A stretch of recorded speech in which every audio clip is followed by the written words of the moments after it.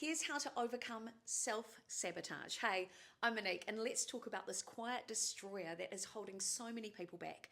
Self-sabotage. You know the feeling, right? You're finally making progress. You've promised yourself that this time it's all going to be different, and then somehow you stall, you delay, you distract yourself, you get busy, you pull back right before the breakthrough. Does that sound familiar? I get it because I did it for years.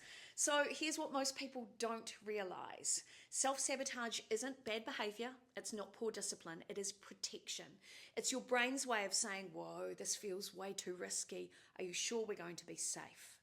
Because somewhere, probably long before you ever realized it, your amazing mind learned to associate success with risk or danger. Maybe it wasn't safe to stand out in your family. Maybe you were taught that if you tried and failed, the shame would be unbearable. Maybe being too ambitious, like I was, meant being too much.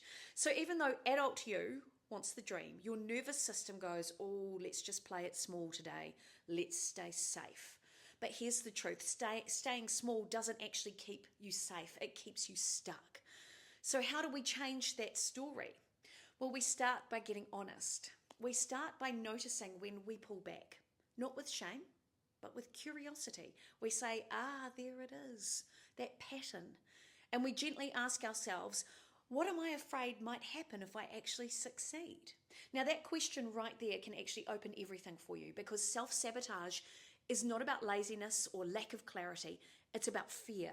And when you shine light on that fear, when you name it, when you meet it with compassion, you start to lead it instead of being led by it. That's when we get to rewrite the narrative. So instead of asking, what if I fail? We start to ask, what if this is exactly what I was built for?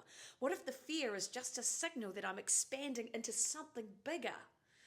And from that space, from that new internal story, we create a new identity. You're not just someone who wants to grow. You're suddenly someone who follows through. You're someone who can be seen, heard, and celebrated without guilt and without apology. That's the real shift.